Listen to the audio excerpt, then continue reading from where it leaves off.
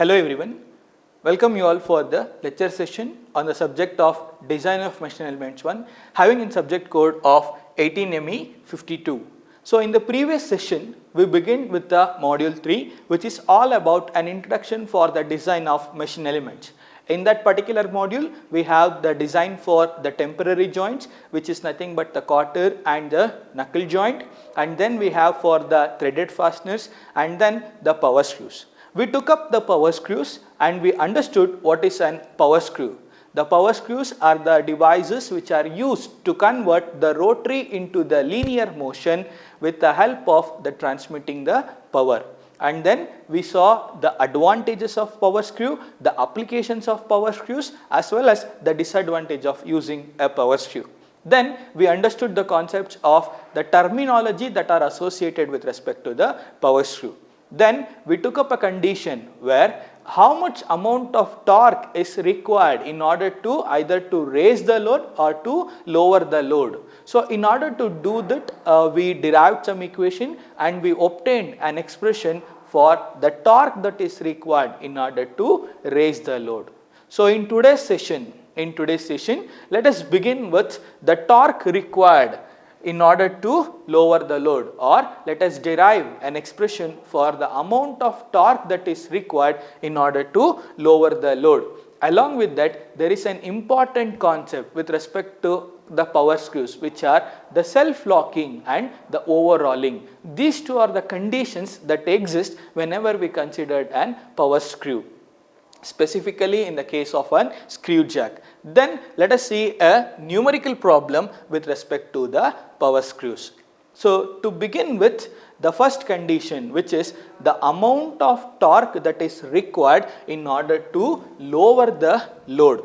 If you recall, we have considered a condition such that we have assumed there is an inclined angle of the screw which is with respect to an angle of alpha, or basically we have assumed that the screw is inclined at an angle of alpha which is having a base of pi d2 having in its height of length L, where this forms as a right angle triangle, and over this we have considered amount of load, that is W.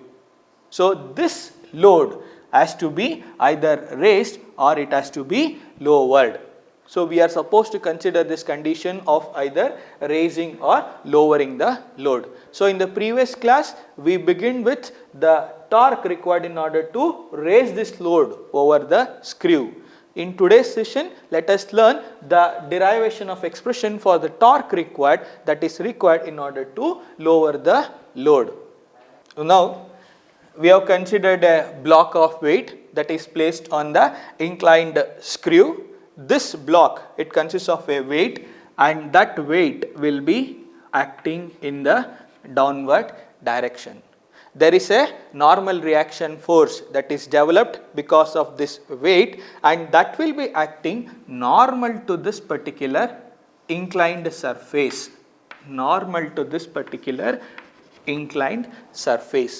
We are supposed to apply the force in order to either raise or lower the load. If you recall, when we are raising the load, we applied the force perpendicular to this weight in the right direction, in this particular direction, whereas now we are supposed to lower the load. So what we are supposed to do? We are supposed to apply the load in the opposite direction, that is in the left side. So this is F. So this is the amount of force that you are applying in order to lower the load.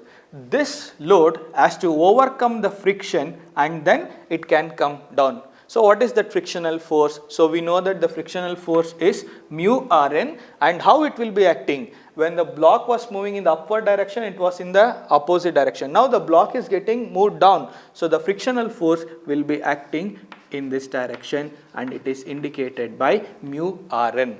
So we know that the frictional force is denoted by mu Rn. Similarly, there are two inclined forces which are the frictional force and the normal reaction force. We are supposed to resolve these components. How do we resolve this? So just we know the resolving of forces method. On a similar line,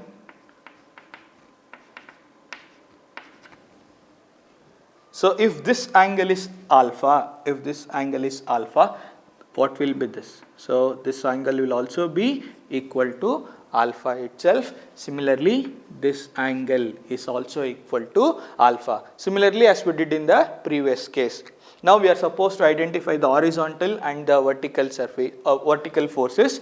So if this is inclined at mu Rn, the opposite side we know it will be sine. So this will be mu Rn sine alpha, and the adjacent will be cos. So it is mu Rn cos alpha. So the inclined force mu Rn has been resolved into two horizontal as well as the vertical force, which is the mu Rn cos alpha and mu Rn sin alpha. Similarly, we have the reaction force Rn. So we have an inclined angle of alpha. So the opposite side will be sin. So this will be Rn sin alpha, and the adjacent it will be Rn cos alpha. So this particular resolving of forces becomes very important while deriving an expression. So in the derivation, I will quickly move fast because we have already understood how to derive this expression. What is the first thing? We are supposed to consider the equilibrium of the forces which are horizontal as well as vertical. If the forces are acting in this direction, we are going to consider this to be of positive while considering the horizontal forces. Similarly, while considering the vertical forces, if it is acting in the downward direction, we are going to call it as the positive. Opposite to this will be taken as negative. So the first step is to consider the equilibrium of horizontal and vertical forces. So we are supposed to consider the equilibrium of horizontal as well as the vertical forces. The first thing that I have taken is with respect to the horizontal force. Let us see here. So the horizontal force, it is minus F, one force, coming for the other, that is mu Rn cos alpha. It is acting in the right direction itself. So it is mu Rn cos alpha, that is plus, and then again we have Rn sin alpha. So which is acting opposite to the direction that we have considered. So it is minus Rn sin alpha. So after shifting the left F to the LHS, we are going to obtain the first expression, F is equals to mu Rn cos alpha minus Rn sin alpha. Considering the horizontal forces, call the equation to be A. Similarly, for the vertical force, the forces that are acting in the downward direction, take it as positive. So which are the forces? We have W, we have Rn cos alpha, and we have mu Rn sin alpha. The W is acting in the downward direction, it is taken as plus, whereas Rn cos alpha is acting opposite to that. So it is minus. So minus Rn cos alpha, again here also the frictional force, we have mu Rn sin alpha which is acting in the upward direction. So both these are negative, rearrange the term. So we have W is equals to Rn cos alpha plus mu Rn sin alpha. I have shifted. So negative to one side and the positive to the other side. So that the equation has become W is equals to Rn cos alpha plus mu Rn sin alpha. So by considering the vertical forces, call the equation to be B. Now what is the next step? We are supposed to divide equation A by equation B. So equation A is divided by equation B. We are going to obtain F by W is equals to mu Rn cos alpha minus Rn sin alpha, which is the equation A. Equation B is W is equals to Rn cos alpha plus mu Rn sin alpha. Now if I look into the right hand side, in both the numerator and denominator, I can clearly observe there is Rn. So take the Rn outside and cancel it. So I can cancel the Rn. So I am left out with F by W is equals to mu cos alpha minus sin alpha divided by cos alpha plus mu sin alpha. Now divide RHS, that is the right hand side, both numerator and denominator by cos alpha. So what will happen? So mu cos alpha by cos alpha will be mu, that is 1, basically mu into 1 is mu, minus sin by cos will give us the value of tan alpha. Similarly, if I come for the denominator, cos by cos get cancels, we have 1. Sin by cos will give us the value of tan. So mu tan alpha. So the expression after dividing the RHS numerator and denominator by cos alpha, we are left out with f by mu is equals to mu minus tan alpha divided by 1 plus mu tan alpha. Now I know the value for mu, which is the coefficient of friction, that is given by tan phi. So the mu is given by tan phi. So the tan phi, if I substitute mu is equals to tan phi in the equation will become f by w is equals to tan phi minus tan alpha divided by 1 plus, in the place of mu we have tan phi into tan alpha. So the force that is required is w into tan of phi minus alpha, because this is in the format of tan of a minus b. What is tan of a minus b? So tan a minus tan b divided by 1 plus tan a into tan b. If you recall, in the torque that is required, the force that we have obtained is F is equals to W into tan of phi plus alpha. It was phi plus alpha. Here it is phi minus alpha. So while lowering the load, the amount of force that we have obtained, F is equals to W into tan of phi minus alpha.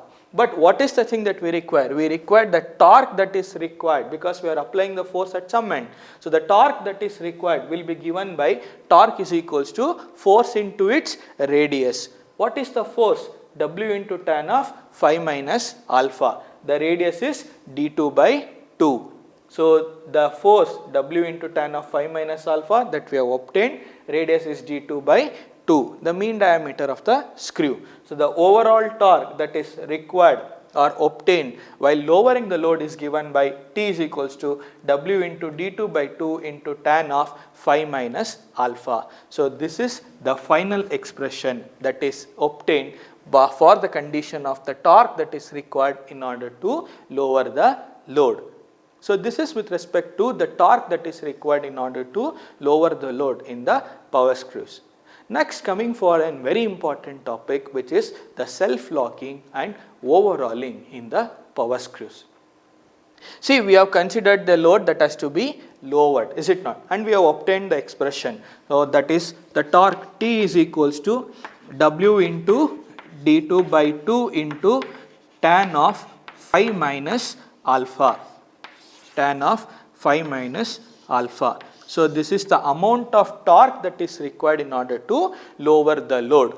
If let us take a first condition, if phi is less than alpha, if phi, the friction angle, is less than lead angle, what will happen? The value of this tan of phi minus alpha will be negative. Similarly, the torque that is required will also be negative. What does that mean? Which means that you need not to apply any amount of torque in order to lower this load. It will automatically come down. Then you are supposed to apply a load in order to stop this load to come down. But this condition, is it suitable? No, it is not at all applicable in any of the applications. For instance, if you take a screw jack and you lift the car, and if that car won't stop at that particular moment and it comes down, is that condition preferred? No, that condition is not at all preferred. So this type of condition, we are going to call it as overhauling in the power screw.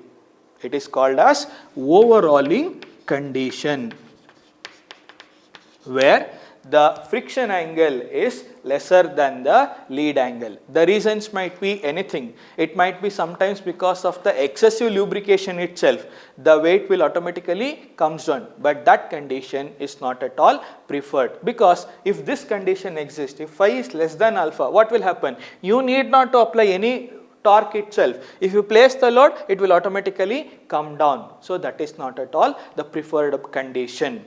Okay. What is the next case that we can see?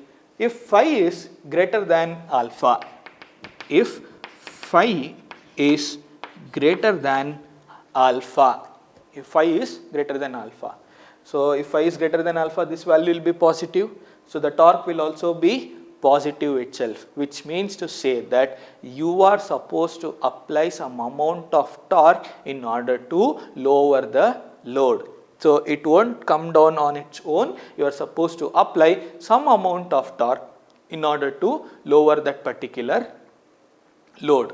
You are supposed to apply some amount of torque in order to lower that load. For instance, if you lift the car for some height with the help of a screw jack and it will be at that particular position itself, we can carry out our work. Once that work is completed, we are supposed to apply some amount of torque in order to lower the load.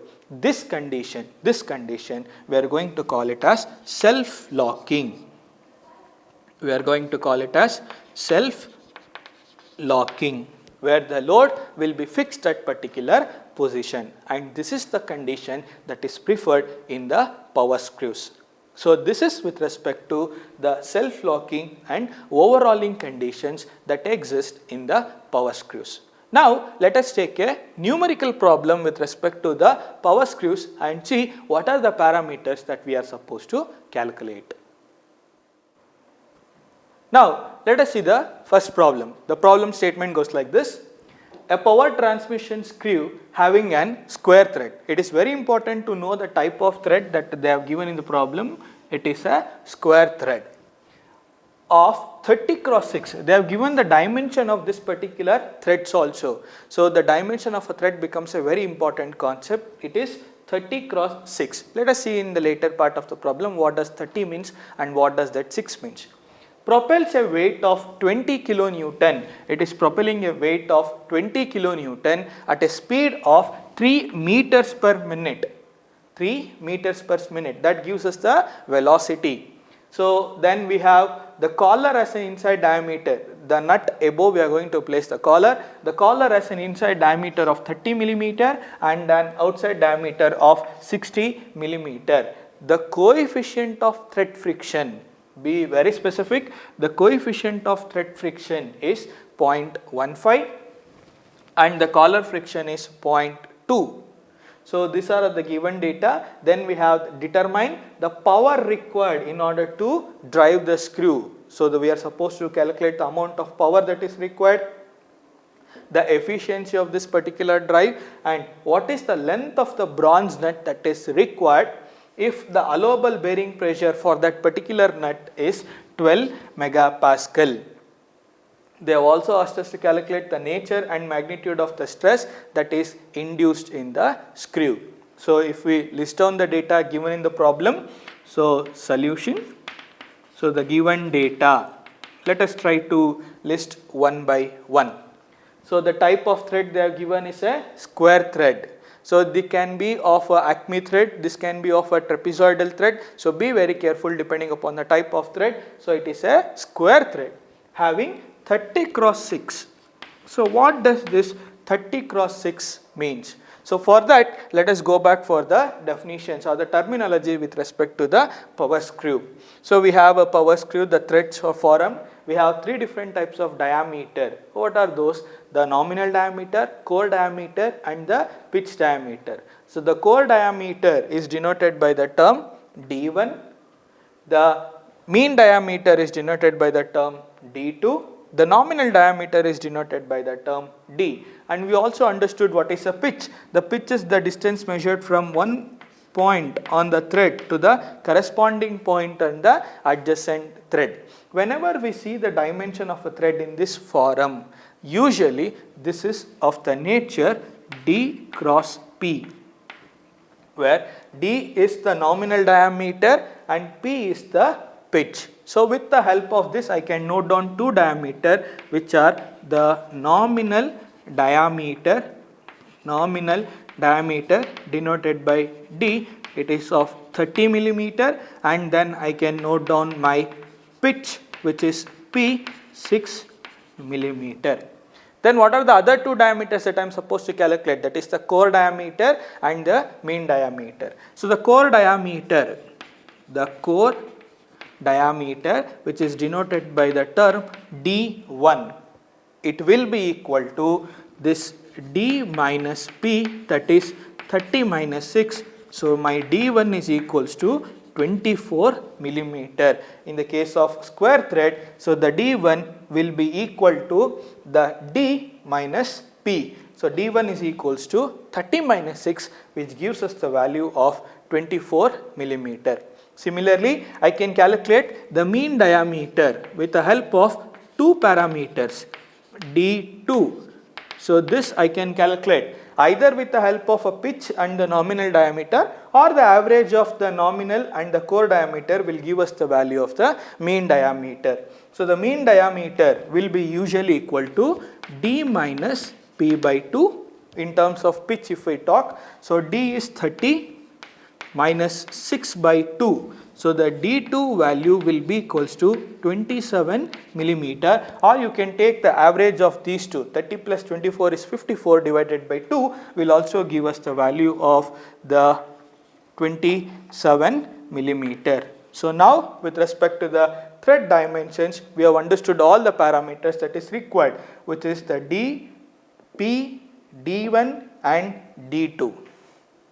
The first step is to calculate the core area in any of the cases. So if I obtain these data, I can calculate my core area. Along with that, we are also supposed to calculate what is the lead angle or what is the tan alpha.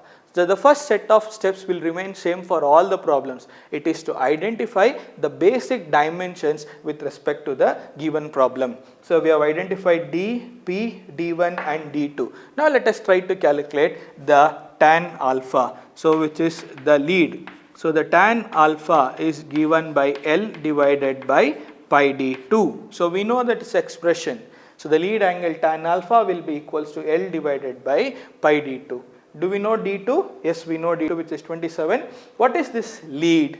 So the lead L is equals to, if you recall the definition of a lead is the distance measured parallel to the axis when the screw revolves for one rotation, how much the nut has advanced. So one rotation of the screw, how much the nut has advanced, that particular distance we are going to call it as lead. Basically, it depends upon the pitch. If it is a single start, it is L is equals to P. If it is a double start, L is equals to 2 times of P. If it is a triple start, L is equals to 3 into P. Whereas here, generally, L is equals to number of starts into the pitch. In the given problem, have they specified the number of starts anywhere? No. So what we can do is we can assume the number of starts n is equals to 1. If I assume n is equals to 1, generally what will happen for the lead? So lead will be equal to 1 into 6, that is 6 millimeter. Now substitute this lead in this particular formula in order to obtain the value of tan alpha. So this will be equal to 6 divided by pi into, what is d2 value? d2 value is 27. So 6 divided by 27 pi will give us the value of tan alpha, which is 0.0707. If I do the calculation, I am going to obtain this particular value. Irrespective of the problem, these steps will remain same. They will give us the thread form, which is of 30 cross 6, or they might vary, and depending upon this particular value, we are supposed to identify all other parameters like D, P, T1, D2, and we are also supposed to calculate the tan alpha. Now let us begin with the first thing that we are supposed to identify in the given problem, that is the power required in order to drive the screw. We are supposed to calculate the amount of power that is required. How can I calculate? I can calculate that with the help of a torque. So if I know the amount of torque that is developed in the particular screw, I can easily calculate the power using the relation power P is equals to T into N, the speed at which it is revolving, divided by 9.55 into 10 to the power of 6. Basically, we know that torque T is equals to 2 pi nt divided by 60. With that fundamental, we have arrived at this particular expression where the power P will be equals to T into N divided by 9.55 into 10 to the power of 6. What is this T? This is the torque that is required. How do we calculate that particular torque? So I have an expression. We have derived the expression also. So what is that expression? The torque T is equals to W by 2 into D2 of tan alpha plus mu divided by 1 minus mu tan alpha. This expression holds good for square thread. So this expression holds good for the square thread only. So, and we are also supposed to consider the effect of the collar friction. They have given the collar friction value, which is 0.15 and 0.2. So with this I am supposed to calculate the value of torque. So the value is plus mu c dc. Okay. So now if I calculate the torque T value by substituting all the values that they have given in the problem.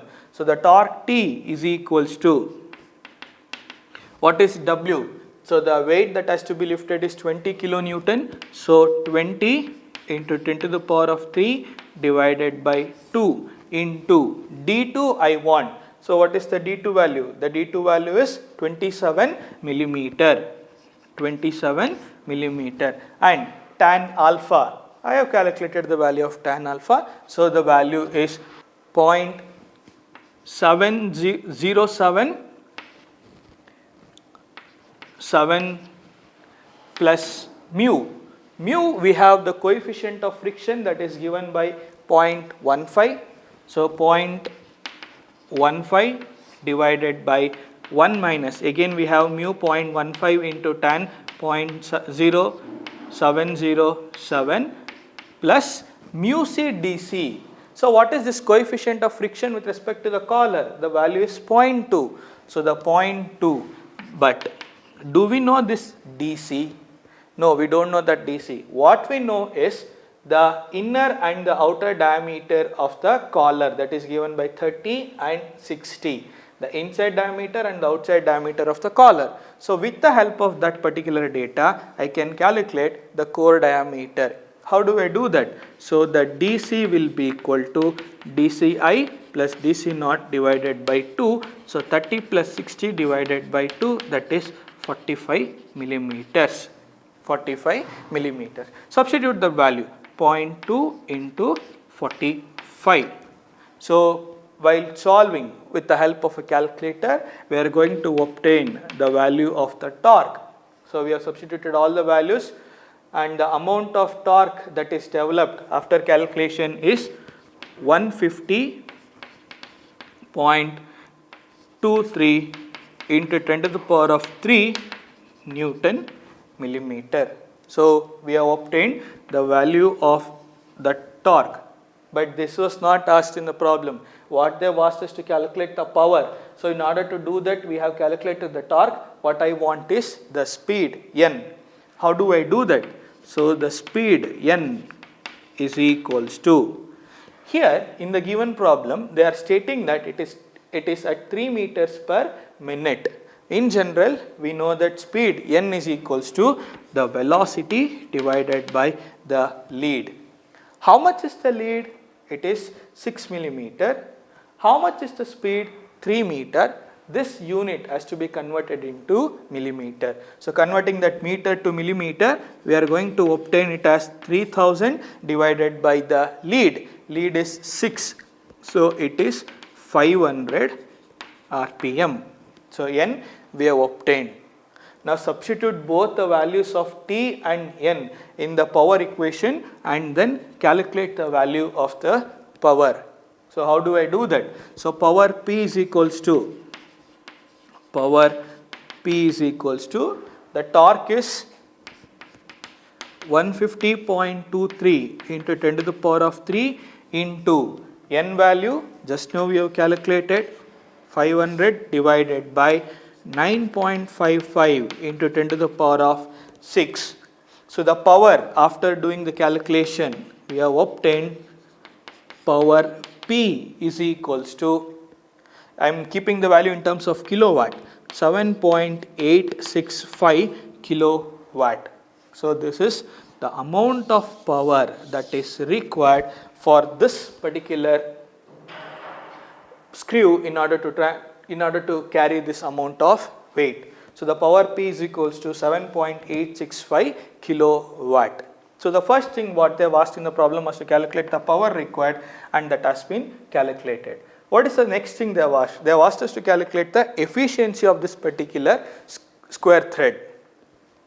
So in order to calculate the efficiency, we have an expression in our data handbook which is given by neta is equals to d2 into tan alpha divided by tan alpha plus mu divided by 1 minus mu tan alpha d2 plus mu c dc. This expression is available in the equation 9.12b under page number 135. So, for this efficiency equation is for the square thread. If the type of the thread changes, the efficiency, the torque required equation will get changed automatically for the trapezoidal thread. So, be very careful while selecting the equations in order to solve the problems.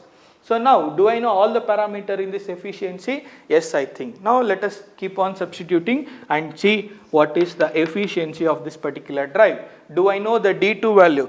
I know the D2 value is of 27 millimeter. So, it is 27 and the tan alpha is 0.0707 divided by tan alpha. Tan alpha is again 0.0707 plus the coefficient of friction is 0.15 minus 0.15 into 0.0707. D2 is 27 plus mu c. So, we are supposed to note down the value of the mu c which is 0.2. The collar friction value is 0.2 into the mean diameter. We have calculated it to be of the mean collar diameter is of 45 millimeter. If I do the calculations of this, I am going to obtain the efficiency. So, substituting all the values in our calculator and calculating the efficiency, and the value that we have obtained is 12.71%. So, this is the efficiency of the given square thread. So, we have calculated the power required in order to drive and the efficiency. The next parameter what they have asked us to calculate is to find out the amount of the length of the nut that is required. Having an bearing pressure of 12 megapascal. So, the general expression in order to calculate the length of the nut is available in the data handbook. It is available in the equation 9.13b in the page number 135. So, the general expression is Ln is equals to 4 into W into P divided by bearing pressure into pi of d square minus d1 square. If I substitute all the values, I know all the values here. If I substitute all the values, I am going to obtain the length of nut. So, the length of nut Ln is equals to 4 as usual into the load. The load it has to transmit is how much? 20 kilonewton. So, it is 20 into 10 to the power of 3 into the pitch 6 millimeter divided by the bearing pressure is 12 into pi into d square minus d1 square. What is my d? My d is 30 millimeter and the d1 is 24 millimeter. So, substitute both the value. So, 30 square minus 24 square. If I do the calculation, I am going to obtain the length of the nut. And the length of the nut after doing the calculation is 39.275 approximately equals to 40 millimeter. We have obtained the length of the nut that has to be used for this particular condition. So, the third parameter that they have asked in order to calculate the length of the bronze nut that is required is also obtained and the value is 40 millimeter. Now, let us see, they have also asked us to calculate the nature and magnitude of the stresses that is induced in this particular square thread screw. Now, let us see the nature and the magnitude of the stresses that are developed on the square thread. See, if you look into this particular square thread, there is an amount of load that will be acting on this particular surface. So, what will the type of stress that is developed for this particular screw? It will be the compressive stress. Along with the compressive stress, this will be the revolving one. So, what is the type of stress that we can expect? The shear stress. First we are supposed to calculate the compressive stress as well as the shear stress. Then we are supposed to calculate the combined maximum stress because of both the compressive as well as the shear stress. Let us try to identify individually the nature and the magnitude of the stresses. The first is the compressive stress that is acting on the screw. So, the compressive stress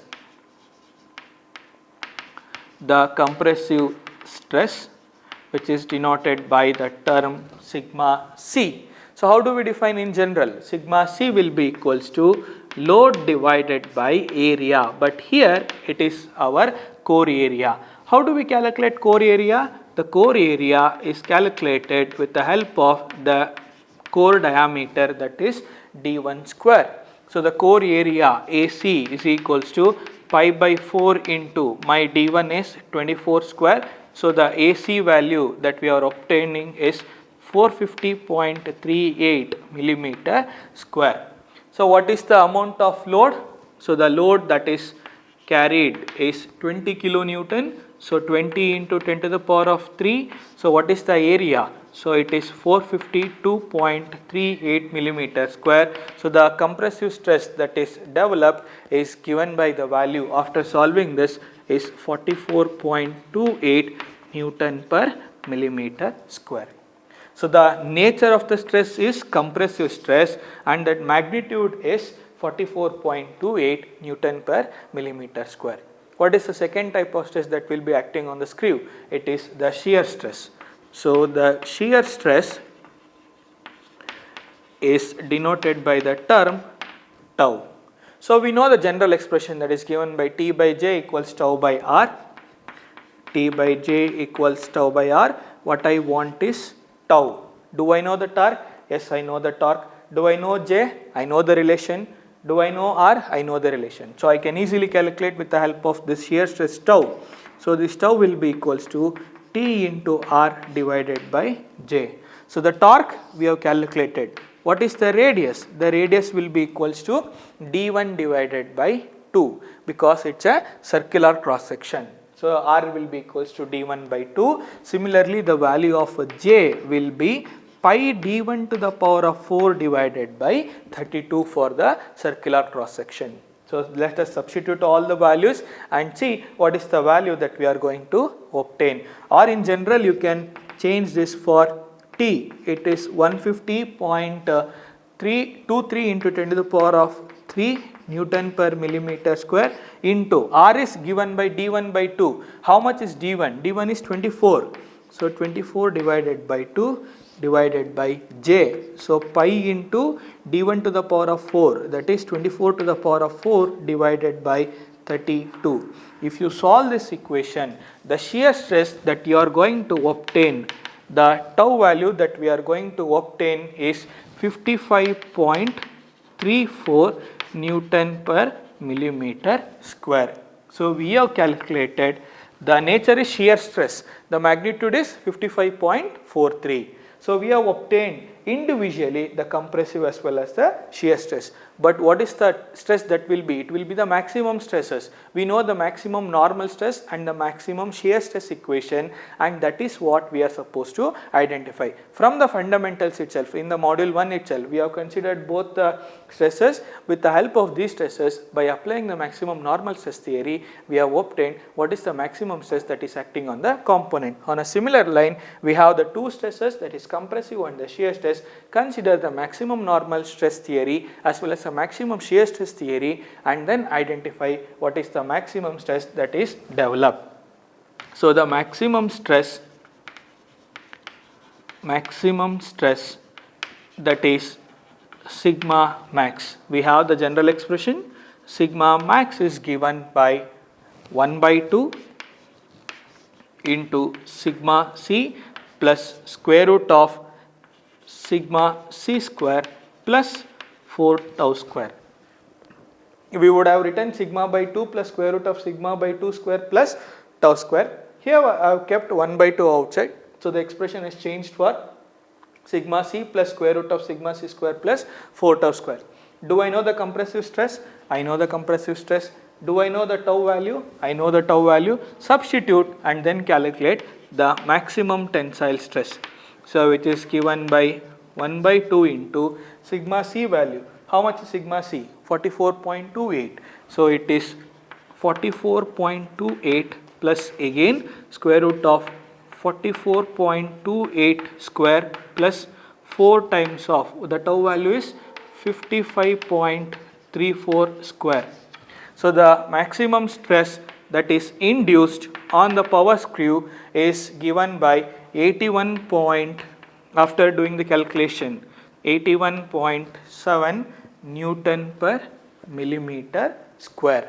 So they asked us to calculate the nature and magnitude of the stress induced in the screw. The maximum stress is 81.7 Newton per millimeter square. Similarly, with the help of maximum shear stress theory, I can calculate the maximum shear stress that is developed, which is indicated by the term tau max. So for this tau max, again we have the relation that is given by 1 by 2 is equals to square root of sigma c square plus 4 tau square. Do I know all the values? Yes, I know all the values. Substitute the values. Tau max is equals to 1 by 2 into square root of sigma c. Sigma c is given by 44.28. So it is 44.28 square plus 4 into, what is the individual shear stress? 55.34 square. So the tau value, after doing the calculation, the maximum stress that is obtained is 59.50 Newton per millimeter square. So this is the maximum amount of stress, the shear stress that is developed for the given condition. So in the given problem, they asked us to calculate the power required. Yes, we have calculated the power required. They asked us to calculate the efficiency of the drive. We calculated the length of the bronze nut. Yes, by considering the bearing pressure to be of 12 megapascal, we calculated, and we also identified the nature and the magnitude of stress induced in the screw. This is one very important problem in the examination. Similarly, they might ask the different problems by varying the thread forums. 30 cross 6 can be of 50 cross 7. So by varying the parameters, they might ask the problem. In the next session, let us see few more problems. Thank you.